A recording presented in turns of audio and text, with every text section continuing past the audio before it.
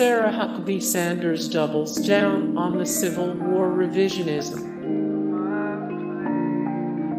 The official Holocaust Memorial press release forgets to mention the Jewish people.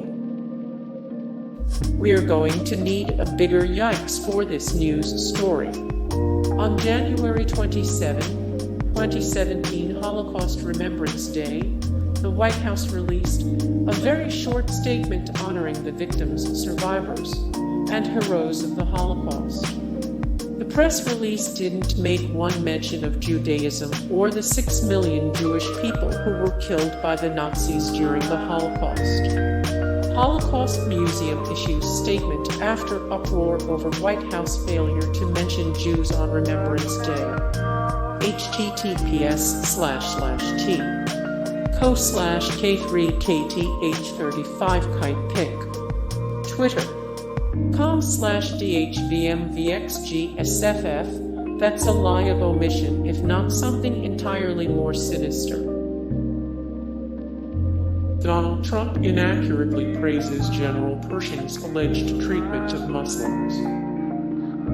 There's a story about General Pershing, a senior United States Army officer who served as the commander of the American Expeditionary Force on the Western Front in World War I, that involves him dipping his bullets in pig's blood before executing POW in order to inspire fear in Muslims during a conflict in the Philippines. The story goes that this inspired so much fear in Pershing's Muslim enemies. Muslims consider pig's blood to be unholy and ingesting pork to be a sin that the conflict ended. This story is a straight-up lie, but Trump used it over and over at campaign rallies, and he even tweeted about it in 2017. Christopher Capizzola, a history professor at Massachusetts Institute of Technology, said there were deliberate efforts to offend Muslim Filipinos' religious sensibilities, and yes, there was large-scale violence against their communities. But I know of no event like the one that Mr. Trump describes. Study what General Pershing of the United States did to terrorists when caught. There was no more radical Islamic terror for 35 years. Trump administration distorts birth control research. In October 2017, the Trump administration rolled back Obama-era mandates that compelled employers to offer insurance that covered contraception for female employees. In this new formula, if employers feel like they have a religious or moral obligation to have a say over a woman's body, then they can put a stop to their birth control coverage.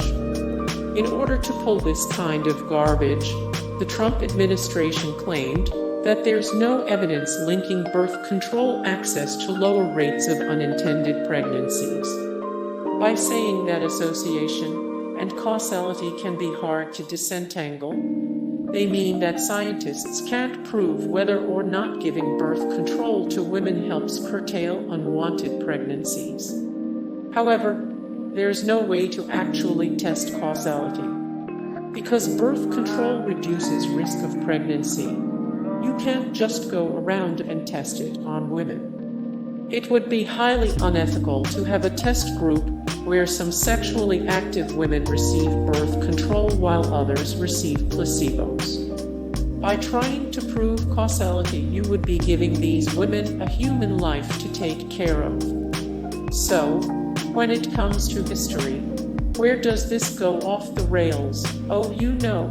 The entire history of research concerning the efficacy of birth control gets ignored and obfuscated in misleading scientific jargon.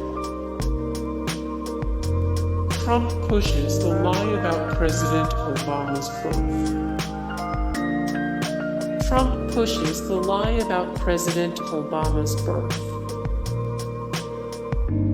Sean Spicer claims Hitler never used chemical weapons. Sean Spicer claims, Sophia, I don't either, but I know that I want to. Hey guys, thank you so much for the support and likes and comments down below, and also thank you so much for watching, and I look forward to see you in the next video. Then take care. Bye!